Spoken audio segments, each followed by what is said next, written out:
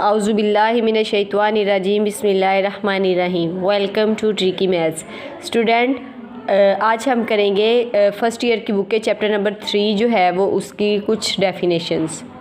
ये चैप्टर है जी हमारे पास मैयर ऑफ लोकेशन। लोकेशन को मैयर जो है वो किस तरह करेंगे। फ़र्स्ट ऑफ ऑल है जी इसका इंट्रोडक्शन है जी the डायाग्रामेटिक representation of a set of data can give us some impressions about its distribution। जो डायाग्राम होती है ना, डायाग्रामेटिक रिप्रेजेंटेशन, जो डायाग्राम होती है उससे हमें सेट के बारे में कुछ जो है वो इम्प्रेशंस मिल जाते हैं कि इसकी डिस्ट्रीब्यूशन जो है वो कैसी होगी। Even then there remains a need for a single quantitative measure. Even then हत्ता के दे रिमेन अ नीड, हमें ज़रूरत किस चीज़ की रहती है कि single quantitative measure which could be use to indicate, जो किस लिए हम यूज़ कर सकते हैं the centre of the distribution के सेंटर को फाइंड आउट करने के लिए। The measure commonly use for this purpose are. अब इस पर्पज़ के लिए कि इसकी शेप कैसी होगी, ये डिस्ट्रीब्यूशन कौन सी होगी, उसके लिए हम मीन, मीडियन और मोड जो है वो यूज़ करते हैं। Geometric mean and harmonic mean are also sometimes used. मतलब जो बेसिकली यूज़ होती है ना वो मीन, मीडियन और मोड यूज़ होता है, लेकिन सम टाइम जियोमेट्रिक मीन और हार्मोनिक मीन भी इसके लिए यूज़ होता है। These measures are single values. ये मैयर्स क्या होती हैं? Single value. जैसे हमने मीन फाइंड आउट किया है तो मीन सिंगल वैल्यू होती है, मीडियन फाइंड आउट किया है तो वो सिंगल वैल्यू, या मोड फाइंड आउट किया है, जियोमेट्रिक मीन या हार्मोनिक मीन फाइंड आउट किया है तो वो हमारे पास सिंगल वैल्यू होती है। विच रिप्रेजेंट द गिवन डाटा, जो कि डाटा को जो हमने गिवन डाटा होता है उसको रिप्रेजेंट करती हैं, and are known as average of measure of location और मैयर ऑफ सेंट्रल टेंडेंसी। ये डेफिनेशन आ सकती है, डिफाइन एवरेज या मैयर ऑफ लोकेशन और मैयर ऑफ सेंट्रल टेंडेंसी। तो यहाँ पे आ जाएगा the measure commonly use for ये आ जाएगा the measures commonly used for known as the centre of distribution. तो ये आ जाएगा which are mean, median, mode, geometric mean and harmonic mean, and these measure are single values which represent the given data are known as average of measure और location और average measure of central tendency. तो ये यहाँ पे इसकी definition आ जाएगी। The name measures of location arises. Measure of location जो नेम है वो अराइज होगा as these measure give an indication. ये हमें इंडिकेट करती है, बताती है where to locate our distribution, के डिस्ट्रीब्यूशन कहाँ पे लोकेट कर रही है। The decision as to which measure is to be depends upon. वो कह रहे हैं कि जो डिसीजन हम लेते हैं as to which the measure is to be depends upon, जिस पे हमारी मैयर जो है वो डिपेंड कर रही होती है the particular situation under consideration. अब कौन कौन सी सिचुएशन जो है वो आती हैं। Properties of average, good average. एक अच्छी एवरेज के लिए प्रॉपर्टीज़ क्या होती हैं या क्या होनी चाहिए। It is well defined. First of all जो आपने एवरेज फाइंड आउट की है, mean, median, mod, arithmetic mean, geometric mean या हार्मोनिक मीन जो हैं वो क्या होने चाहिए? वेल डिफाइन होने चाहिए। प्रॉपरली वो चीज़ डिफाइन होनी चाहिए, मतलब उसको डिस्क्राइब किया जा सके, उसका समझा जा सके। It is easy to calculate, उसको कैलकुलेट करना ईजी हो, ईजी टू अंडरस्टैंड, समझना आसान हो। It is based on all the values, ये हर वैल्यू पे बेस करनी चाहिए। ये नहीं है कि जस्ट एक या दो वैल्यू पे बेस कर रही है, बाकियों को जो है वो इग्नोर कर देना है। तो it is based on all the values. It is capable of mathematical treatment, और ये इसको हम क्या कर सकते हैं? मैथमेटिकल ट्रीटमेंट, इसको जो है वो सॉल्व कर सकते हैं। नेक्स्ट है जी इम्पोर्टेंट टाइप्स ऑफ एवरेज। ये शॉर्ट में गुड प्रॉपर्टीज़ ऑफ एवरेज भी पूछा जा सकता है और टाइप्स ऑफ एवरेज भी पूछा जा सकता है। फर्स्ट ऑफ ऑल है जी arithmetic mean and weighted mean. Arithmetic mean या वेटेड मीन है। सेकंड हमारे पास होता है जी जियोमेट्रिक मीन। थर्ड है जी हार्मोनिक मीन। उसके बाद है हमारे पास मीडियन और उसके बाद है हमारे पास मोड। तो इसकी बेसिकली 5 मेन टाइप्स हैं। ये जो है वो हम मज़ीद अपने चैप्टर में नेक्स्ट रीड आउट करते हैं। फर्स्ट ऑफ ऑल है जी arithmetic mean and weighted mean क्या होता है। Arithmetic mean is calculated by adding up all the observations. Arithmetic mean में हम क्या करते हैं, सारी ऑब्जर्वेशन को ऐड करते हैं एंड डिवाइडिंग द सम, और उसको डिवाइड कर देते हैं, उसके सम को सारी वैल्यूज़ को प्लस करना है, जो सम आ गया है उसको ऐड उसको क्या कर देते हैं, डिवाइड कर देते हैं by the total number of observation. Total number of observation के साथ उसको क्या कर देते हैं, उसको डिवाइड कर देते हैं। द ग्रीक लेटर, ये ग्रीक लेटर है हमारे पास mu, which is pronounced as mu, is used as a symbol for population mean. तो पॉपुलेशन मीन के लिए जो हम सिंबल यूज़ करते हैं वो क्या यूज़ करते हैं, mu. The population mean of N observations y1 y2 so on yn is defined as. अब इसके उन्होंने बताया हुआ है, इसको डिफाइन कैसे करेंगे, mu is equals to 1/n। n क्या है जी, number of observations, y1 y2 so on yn, कितनी ऑब्जर्वेशन है वो सारी यहाँ पे लिख देंगे। तो अगर इसको हम सम अप करें तो 1/n, और ये सम है क्योंकि इनको सम कर रहे हैं तो ये जो है साइन, इसको बोलते हैं समीशन। समीशन का मतलब होता है plus i is equals to 1 to n, मतलब i जो है वो 1 से n तक, 1 i फर्स्ट से स्टार्ट होगा, 1 से 2 3 4 एंड सो ऑन जाएगा, और i लिखा हुआ है क्योंकि i यहाँ पे चेंज हो रहा है। इसको समीशन y/n भी राइट किया जा सकता है। The mu is a parameter.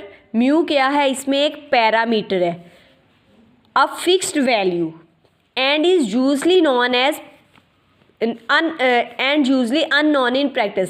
मतलब जो म्यू है वो क्या चीज़ है, वो एक पैरामीटर है, वो फिक्स वैल्यू होती है और ये हमें पहले से मालूम नहीं होती, अक्सर ऐसे ही होता है, इसको हमने खुद से फाइंड आउट करना होता है। It is also called arithmetic mean. इसको अरिथमेटिक मीन भी कहते हैं, abbreviated as AM। A stands for arithmetic and M stands for mean. तो अरिथमेटिक मीन को अगर हम शॉर्टली लिखें तो A.M. राइट करेंगे। The estimate of population mean, mu is a simple mean. अब जो एस्टीमेट करते हैं, हम अंदाज़ा लगाते हैं पॉपुलेशन मीन का, mu is a sample mean is denoted bye y बार। तो उसको किससे डिनोट करते हैं, y बार से। y bar is a statistic. यहाँ पे उन्होंने बताया है mu is a parameter and y bar is a statistic and its value varies from sample to sample. अब इसकी वैल्यू जो y बार की वैल्यू है वो सैम्पल टू सैम्पल क्या करती है, वेरी करती है। ड्रॉन फ्रॉम द पॉपुलेशन, और वो हम किस चीज़ से ड्रॉ करते हैं, पॉपुलेशन से। The sample mean y bar of N observation y1 y2 so on yn from a population is defined as. Okay, ये इन्होंने कहा है जी पॉपुलेशन मीन है, और ये हमारे पास क्या है जी, सैम्पल मीन है। पॉपुलेशन मीन को म्यू से डिनोट करते हैं, सैम्पल मीन को y बार से डिनोट करते हैं। पॉपुलेशन मीन है 1/N, सैम्पल मीन है 1/n, और आगे इसकी ऑब्जर्वेशंस हैं capital y1 y2 so on yn। इसकी ऑब्जर्वेशन है small y1 y2 so on yn। 1/n summation 1 to n right कर देंगे और y राइट हो जाएगा यहाँ पे। इसको समीशन y कैपिटल Y/N से डिनोट करते हैं, ये समीशन स्मॉल y/स्मॉल n आ जाएगा। The sample mean is a good estimate of the population mean.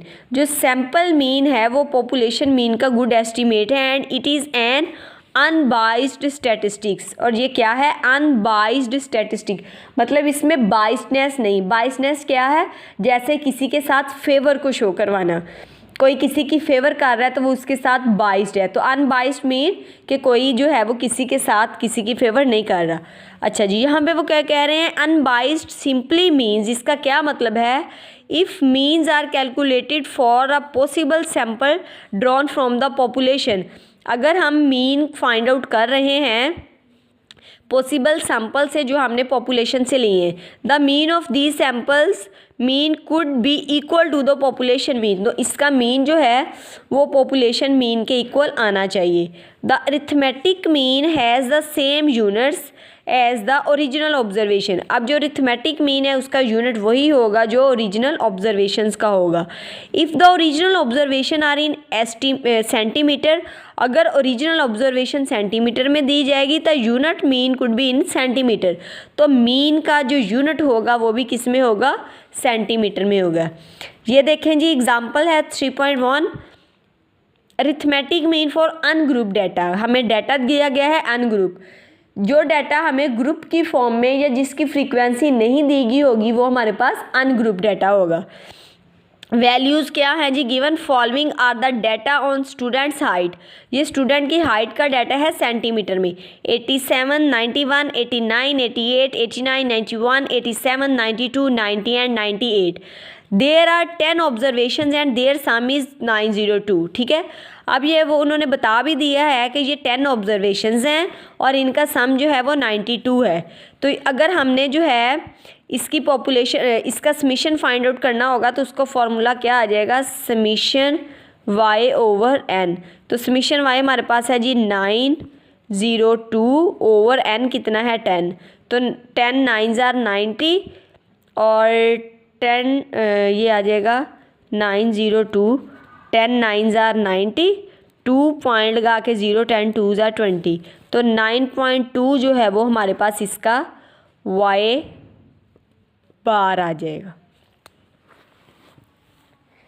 Next है जी हमारे पास अपडेटिंग और क्रॉसपॉन्डिंग द मीन। अब मीन को अपडेट या क्रॉसपॉन्ड जो है वो किस तरह होगा, इफ़ इट मे हैपन, ये कब होगा, that an observation was overlooked, कि अगर किसी ऑब्जर्वेशन को हम ज़्यादा देखेंगे उस पर वाइल कैलकुलेटिंग द मीन, जब मीन को निकाल रहे होंगे, एक ही ऑब्जर्वेशन को अगर हम बार बार देखी जाएंगी, इन सच सिचुएशन द ऑब्जर्वेशन में बी इनकॉर्पोरेटेड। तो अगर हम एक ही ऑब्जर्वेशन को जो है वो नोट करेंगे या बार बार देखेंगे तो वो उसका जो आंसर हम निकालेंगे वो लाजमी नहीं है। अगर ऑब्जर्वेशन ही हम सही ऑब्जर्व नहीं कर रहे तो वो आंसर भी जो है वो इनकॉर्पोरेटेड होगा। Suppose that in the above example 3.1 it was formed later on that the last observation is 94 instead of 98। अब देखें, हमने ऑब्जर्वेशन जो है यहाँ पे 98 हमें गिवन है, वो कह रहे हैं जी आपने 94 ले ली है बाय मिस्टेकनली 98 की जगह। जब आपने गलत ले ली है तो आपका आंसर भी गलत आएगा। आप उसको 1000 दफ़ा भी उस क्वेश्चन के साथ उसी जो है वो वैल्यू के साथ सॉल्व करोगे तो आंसर वो गलत ही आएगा। अब वो कह रहे हैं to correct the mean we proceeded as follows. अब आपने सॉल्व कर लिया है लेकिन आपने अपना मीन जो है वो सही निकालना है, तो आप बार बार जो है वो हर ऑब्जर्वेशन को उनके सम को नहीं करोगे सही, तो उसका क्या मेथड है, y bar is equals to summation y over n। ठीक है, तो समीशन y जो है वो किसके इक्वल हो जाएगा, n जो है वो y बार से इधर जाके मल्टीप्लाई हो जाएगा, मतलब समीशन y किसके इक्वल आ गया, n y बार। n हमारे पास है 10 और y बार यानी कि जो आंसर हमारे पास आया है वो यहाँ पे 0 आना था क्योंकि 2 लगा है, छोटा है तो 0, 90.2। ठीक है, तो वो हमारे पास आ गया 90.2, उसको मल्टीप्लाई 10 से कर देंगे तो 902। The corrected total can be obtained by subtracting. अब वो कह रहे हैं कि अब टोटल किस तरह फाइंड आउट किया जा सकता है, बाय सब्ट्रैक्टिंग 98, कि क्या करें, जो वैल्यू हमारे पास आई है समीशन y की n y बार को सॉल्व करने के बाद उसमें से 98 को हम माइनस कर दें जो गलत वैल्यू थी, और जो सही वैल्यू है उसको हम 94 जो है वो गलत वैल्यू है और 98 करेक्ट वैल्यू है। 98 को उस वैल्यू में माइनस करें और 94 को उसमें प्लस कर दें तो ये आ गया 898 हमारे पास वैल्यू आ गई। So corrected mean is given as, अब कैसे आएगा, y bar is equals to summation y over n। Summation y है जी 898 ओवर 10, तो इसका आंसर हमारे पास क्या आ जाएगा, 89.8 आ जाएगा। नेक्स्ट है जी हमारे पास arithmetic mean for group data. जो ऊपर हमने ये क्वेश्चन सारा सॉल्व किया है ये है arithmetic mean for ungroup data. अब यहाँ पे हमारे पास आ गया arithmetic mean for group data. When data is lengthy it is usually grouped into different classes. जब डाटा लेंथी मतलब जितना ज़्यादा, ये तो है थोड़ी सी हमारे पास ऑब्जर्वेशंस हों तो उसको हम इजीली फाइंड आउट कर सकते हैं अनग्रुप डाटा से। अगर हमारे पास डाटा लेंथी होगा, it is usually grouped into different classes, तो इसको क्या करेंगे, डिफरेंट क्लासेस में इसके ग्रुप्स में डिवाइड कर देंगे and y bar is calculated by the following formula. तो अब आपने ये वाला फार्मूला इसका याद करना है, y bar is equals to F1 Y1 F2 Y2 plus so on Fk Yk over F1 plus F2 so on Fk। मतलब पीछे हमारे पास था just summation y over n, यहाँ पे एक डिफरेंस क्या आ गया, समीशन Fy, ठीक है। तो ये आ जाएगा summation i is equals to 1 to k Fi yi over summation, मतलब दोनों में समीशन आ गया और जनरल फॉर्म में y1 2 3 या F1 2 3 जो भी आ रहा था वो Fi yi over summation Fi आ जाएगा। तो ये आ गया summation Fi yi over summation Fi, where k is the number of classes, k यहाँ पे नंबर ऑफ क्लासेस हैं जितनी हमारे पास होंगी, yi is the mid point, yi क्या है हमारे पास मिड पॉइंट होंगे of the ith class and fi is the corresponding frequency. k जो है नंबर ऑफ ऑब्जर्वेशन है, f हमारे पास फ्रीक्वेंसी है और yi जो है हमारे पास क्या है, मिड पॉइंट है उसके। Here it is assumed that each of the observation is equal to the mid point of the class. यहाँ पे वो हमें क्या कह रहे हैं, हम एज्यूम कर लेते हैं कि हर ऑब्जर्वेशन किसके इक्वल है, is equal to the mid point of the class in which it occurs, जिस क्लास में वो फॉल करेगी वो उसको जो है वो उसके मिड पॉइंट को हम देखेंगे। This causes the value of arithmetic mean a bit different. वो क्या कह रहे हैं, ये कॉज है, ये वजह है, क्या कह रही है, किसकी वजह बनती है, अरिथमेटिक मीन की वैल्यू क्या आएगी, bit different for group data, ये ग्रुप डाटा से डिफरेंट होगी when the same is calculated for ungroup data. अगर हम एक क्वेश्चन एक ही मेथड से करें, वो ग्रुप डाटा और अनग्रुप डाटा के लिए उसको हम मेजर करें तो वो बिट डिफरेंट, कुछ वो क्या होगी, मुश्किल हो जाएगी, थोड़ी सी डिफरेंट मुख्तलिफ हो जाएगी of ungroup data. The difference is equal to the grouping error. जो इन दोनों में, जो ग्रुप डाटा और उन अनग्रुप डाटा में एक ही क्वेश्चन सॉल्व करने के बाद जो आंसर में डिफरेंस आएगा which is called grouping error, जो कि हमारे पास ग्रुपिंग एरर होगा। ये हमारे पास है जी example 3.2 for group data. Find arithmetic mean, consider the group students height. Arithmetic mean find out करना है और ग्रुप्ड स्टूडेंट की हाइट जो है वो गिवन है टेबल 2.1 में। The first two columns indicate frequency distribution and column 3 and 4 are useful to calculate mean according to the definition. अब यहाँ पे जी डाटा गिवन है 86 से 90 पर जो है ना हाइट, वो कह रहे हैं जी वही है स्टूडेंट की हाइट 86 से 90 सेंटीमीटर तक, ये हाइट हमें सेंटीमीटर में दी हुई है। वो 6 लोग हैं, 91 से 95 के 4 हैं, 96 to 110 हैं, 101 से 105 तक 6 हैं, 106 to 110 तक 3 हैं और 111 से 115 तक 1 है, ठीक है। तो इसको क्या किया है जी, सबकी फ्रीक्वेंसी 6 + 4 10, 10 + 10 20, 20 + 6 26, 26 + 3 29, 29 + 1 30। तो इस तरह ये हमारे पास क्या आ गया, 30 आ गया। दूसरी चीज़ फार्मूले के अकॉर्डिंग देखें, फार्मूला क्या है ये आपने लर्न जो करना है वो है जी y bar arithmetic mean is equal to summation Fy over summation F। Summation F तो हमारे पास आ गया फ्रीक्वेंसी का सम। अब हमने क्या फाइंड आउट करना है, F और y को मल्टीप्लाई करना है, बट उससे पहले हमें क्या चाहिए, जस्ट y की वैल्यू चाहिए। तो y की वैल्यू हमारे पास क्या है, मिड पॉइंट। अब ये मिड पॉइंट कैसे निकाले हैं, 86 + 90 ओवर 2, 86 + 96 और 9 + 8 17 ओवर 2, 2 8 are 16, 2 8 are 16। तो ये देखें 88 हमारे पास आंसर आ गया। इसी तरह 91 + 95 डिवाइडेड बाई 2 करेंगे तो 93 आ गया, 96 + 100/2 करेंगे तो 98 आ गया, 101 + 105 डिवाइडेड बाई 2 करेंगे तो 103 आ गया। ये ना 5 का डिफरेंस अब तकरीबन आ रहा है। अगर यहाँ पे डिफरेंस सेम होगा ना तो यहाँ पे भी इनका डिफरेंस जो है वो सेम ही आ जाएगा। 106 से 110 तक 108 आ गया, 111 से 115 को प्लस करके 2 पे डिवाइड करेंगे तो 113 आ गया। अब हमें कॉलम चाहिए था Fy, तो इसको क्या किया है, F और Y को मल्टीप्लाई कर दिया। 88 × 6 5 28, 93 × 4 372, 100 × 98 980 103 को मल्टीप्लाई किया 6 से तो 618, 108 को 3 से किया 324 और 113 को 1 से किया तो 113। ठीक है, ये मल्टीप्लाई होके कॉलम आ गया। हमें क्या चाहिए था, हमें इसका सम चाहिए था, तो सम की गया इसका, इन सारी वैल्यूज़ को एडअप कर लेंगे तो 2935 जो है हमारे पास इसका आंसर आ जाएगा। अब समीशन एफ आई हमारे पास क्या आ गया 2935 और समीशन एफ कितना है जी 30।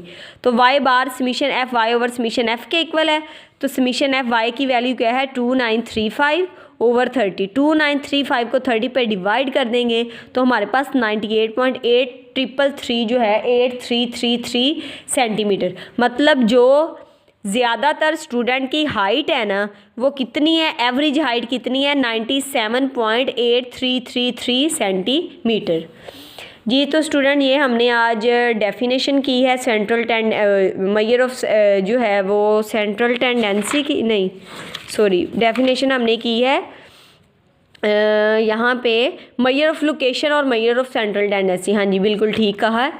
उसकी डेफिनेशन की है, उसकी प्रॉपर्टीज़ रिवाइज की हैं, उसके इम्पोर्टेंट टाइप्स की हैं और अरिथमेटिक मीन हमने फाइंड आउट किया है। फॉर ग्रुप डाटा उसकी एग्जांपल की है और फॉर अनग्रुप डाटा उसकी एग्जांपल की है। मज़ीद जो है वो टॉपिक अरिथमेटिक मीन से रेलिवेंट जो है वो इंशाल्लाह हम नेक्स्ट वीडियो में करेंगे। मज़ीद वीडियोस को देखने के लिए ट्रिकी मैथ को लाइक कीजिएगा, सब्सक्राइब कीजिएगा और बेल आइकन को दबाना मत भूलिएगा।